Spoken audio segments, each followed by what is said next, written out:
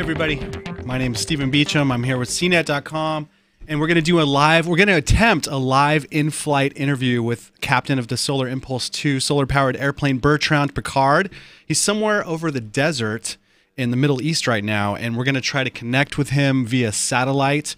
And I'm going to do an interview live over Facebook, live stream, and YouTube with him with a long delay, so it's going to be a little difficult. But just stand by. This is from solarimpulse.com. This is their website. This is the live stream they're putting out right now. He's on the last leg of his trip around the world on a solar-powered airplane. So stay tuned. We're going to get this going here. So hang in there. We'll be right back with you guys shortly. Mr. Piccard, my name's Stephen Beecham in San Francisco with CNET.com. Thank you so much for taking the time to talk to us. How are you doing? Yes, hello, Stephen. Yes, I hear you well now. Well, things are going smoothly this morning with the sunrise over the desert of sand of Saudi Arabia, but the night was really bumpy. It was turbulent, you know, with the heat. There are a lot of thermals, and they remained during the night, so it was not the smoothest night I could have. I really had to fight on my flight controls. But the day of yesterday has been gorgeous with the desert of Egypt, the crossing of the Red Sea, the arrival of the mountains of Saudi. It's a beautiful flight, I have to say. Were you able to get any rest last night? Last night, no rest. This morning, a little bit, just before sunrise, I had the first lights of the new day of the horizon, and here I could make a few naps. But you know, at the end, I'm not here to sleep.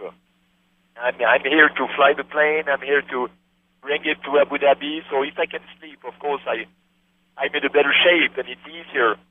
But the goal now is really to finish successfully the last leg of the round-the-world solar flight.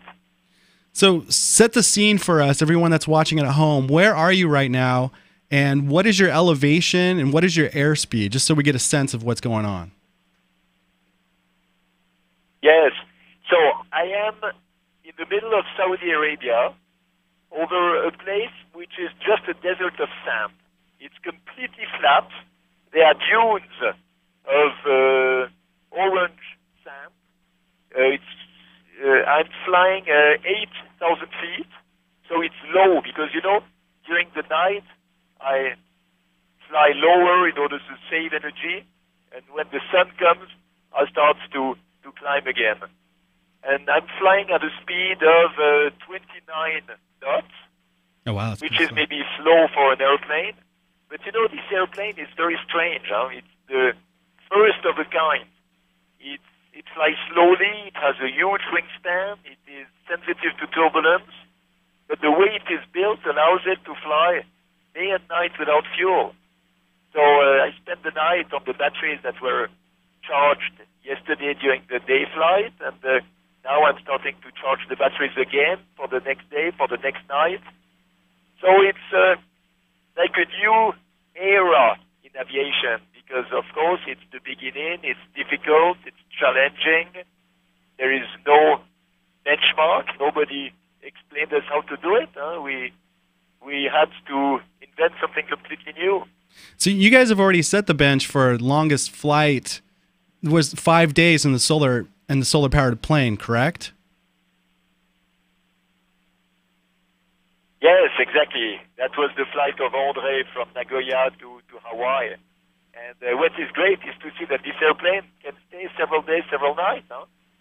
We have, when I crossed the Atlantic, it was 3 days and 3 nights. We had several flights of 2 days and 2 nights with André. So you see, it can fly much longer because it has no fuel, because we found another way to do. But before all the airplanes will be solar, of course there will be a lot of time. I think the first step for aviation will be to become electric, because electric motors have much better efficiency.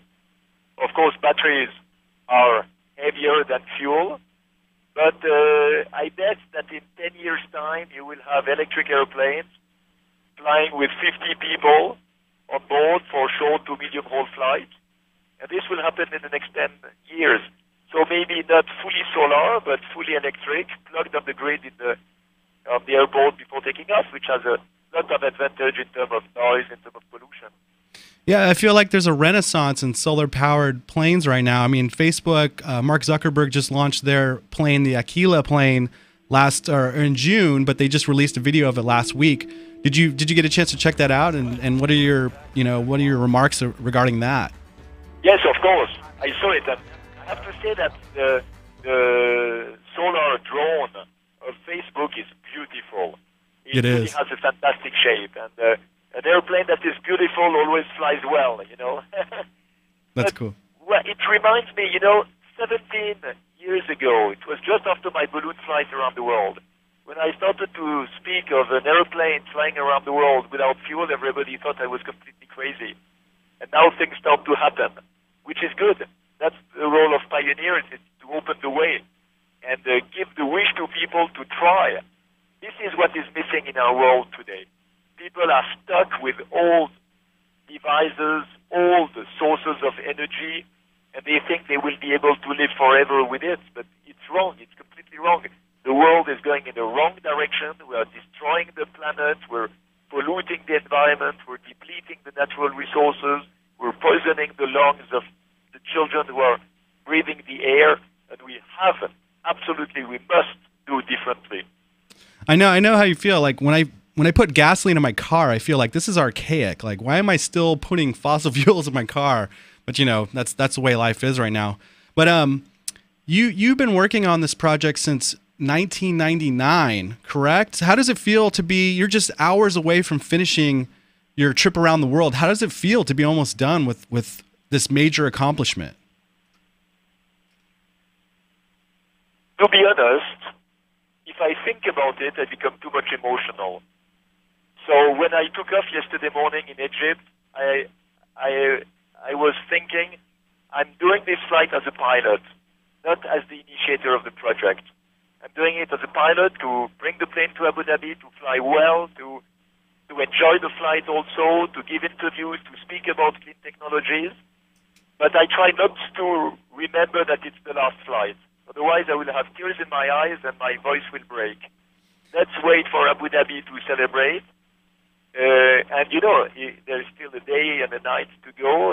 It's challenging. It's not because it's the last flight that it's easy. It remains very difficult, especially over deserts where you have thermals, where you have turbulences. Oh, I can't even believe So it. I have to focus on the task.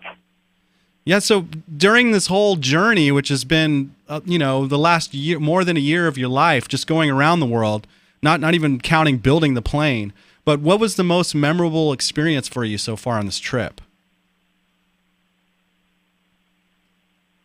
I think there were two things that were fantastic. One was crossing the Atlantic in a solar-powered airplane, because I met Charles Lindbergh when I was a child. I talked to him. And, That's awesome. Flying over the Atlantic for the first time with a solar-powered airplane, that was great, because Charles Lindbergh flew to Paris to open the way to commercial air transport. And my goal was to use the symbol of the Atlantic to open the way to much more implementation of clean technologies. So that was really a highlight for me. And another highlight, of course, was when I could speak live to Ban Ki-moon, Secretary General of the United Nations, from the cockpit of Solar Impulse when I was above the Pacific and speaking to the United Nations, and really demonstrate that all these new technologies, they are mature, they can be used everywhere, not just for airplanes, but they can be used to replace all the old systems that are polluting. And if you replace all that, you make profit, you create jobs, you develop the industry. So you see, what I told Ban Ki-moon is that now there is no need to be only ecological. You can just be logical, using the clean technologies, and this will protect the environment also. What is next for the Solar Impulse team? What is next after you guys accomplish your goal? What are you guys planning next? We have a huge experience in our technical team for solar-powered airplanes with high payload. And there is a huge development in that direction to replace satellites for observation, for internet, and so on. And we are working on that. And André Boschberg, my partner, who is leading the technical team, is very keen to develop that part. I would like to also develop electric airplanes for transport or for passengers because I think it's really worth it. And what we will do, of course, now is to develop the International Committee for Clean Technologies. It's like a World Council of Clean Technologies that I announced when I was flying above the Atlantic. And this is a way to give a common voice and more power to the associations, institutions, organizations that are working in clean technologies and renewable energy because they are not organized together as a community, and we need this to be able to advise the governments and to have more impact on the energy policy. So this is really what we call now beyond Solar Impulse. Solar Impulse allowed us to do that, and now we're going to do it.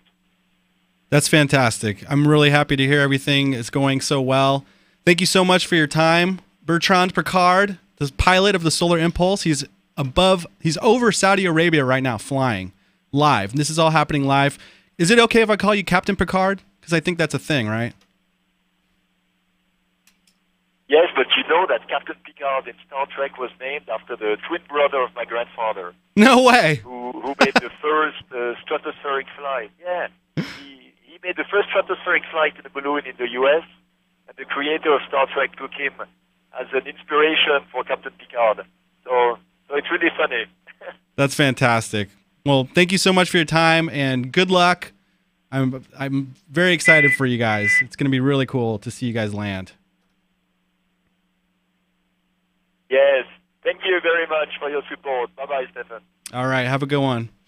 All right, guys. That was Captain Piccard in the Solar Impulse 2, and he's taking off. He's flying off into the desert. Check out all of our coverage at cnet.com. We produce a lot of videos about the Solar Impulse and the Facebook plane, the Aquila. So check out all of our coverage at cnet.com, and we'll check you out next time.